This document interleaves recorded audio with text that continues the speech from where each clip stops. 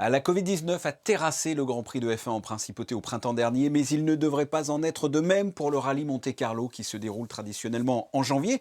Et cette année, ça sera du 21 au 24 janvier. Pour en parler avec nous, le commissaire général de l'Automobile Club, Christian Tornator, bonsoir. Bonsoir Fabien.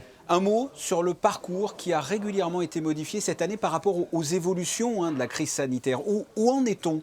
Tout est figé heureusement et on ne va plus changer, mais c'est vrai que depuis que nous avons commencé à penser au rallye Monte-Carlo 2021, c'était déjà au mois de juin, on a changé 4 fois le parcours. Plus les obligations de la crise sanitaire et l'instauration du couvre-feu, notamment en France, ont fait qu'on a supprimé quelques épreuves spéciales de nuit.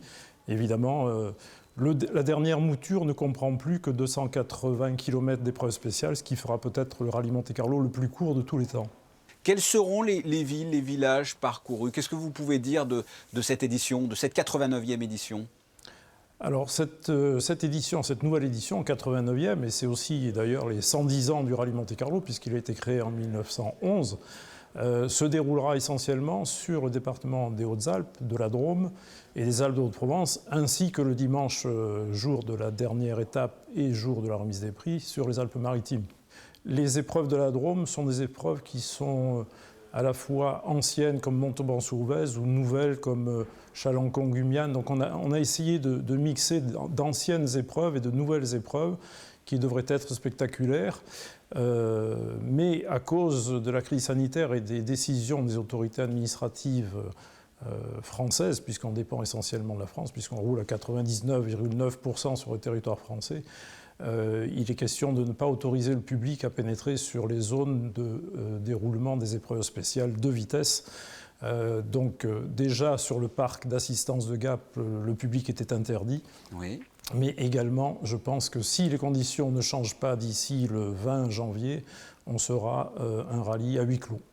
Et comme si la Covid ne suffisait pas, il y a eu la tempête Alex oui, bien sûr. Du coup, vous avez modifié aussi le parcours. Bien sûr. Jusqu'au mois de septembre, tout était figé. Puis la tempête Alex est passée par là, ce qui fait qu'on a déplacé les épreuves qui allaient se dérouler dans les Alpes-Maritimes côté arrière-pays niçois et arrière-pays mentonais. Et on s'est reporté sur l'arrière-pays grassois, ce qui fait qu'on termine le rallye Monte-Carlo entre Puget-Théniers et La Penne, et puis la dernière spéciale qui sera aussi la Power Stage, entre Briançonnet, le col du Buis, le col des Félines et Entrevaux.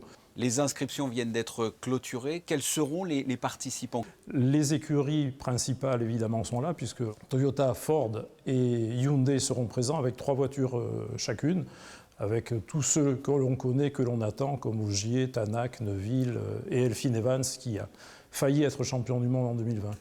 C'est en plus une édition qui lance le championnat du monde. C'est complexe d'être le premier rallye, de débuter le championnat du monde et surtout dans ces circonstances. C'est effectivement complexe.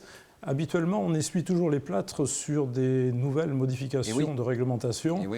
Cette année, les modifications ont eu lieu auparavant, puisque depuis le rallye d'Estonie, il n'y a plus aucun contact entre les commissaires et les concurrents. Donc toutes les procédures ont été quelque peu modifiées. Et pour une fois, on n'essuiera pas les plâtres, donc on a pris connaissance des modifications bien avant.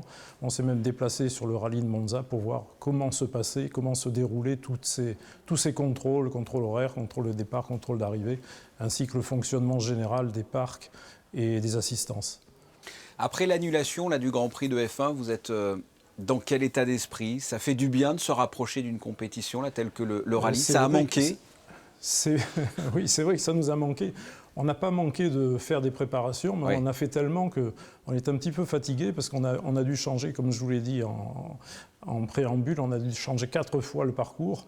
Et c'est vrai que sur la fin, on était un petit peu agacé parce qu'on n'en voyait plus la fin. Bon, maintenant, tout est en place et j'ose espérer que ça se passera bien. Je précise quand même que tous nos commissaires seront testés avant de partir sur les routes. Donc il va y avoir 3 jours de tests qui seront dédiés en Principauté de Monaco pour contrôler que nos commissaires sont en bonne santé pour qu'ils puissent participer également. Il n'y a pas que les concurrents qui sont testés, mais il y a aussi tous les personnels qui sont sur la route. Mais écoutez, on va suivre ce rallye avec impatience du 21 au 24 janvier.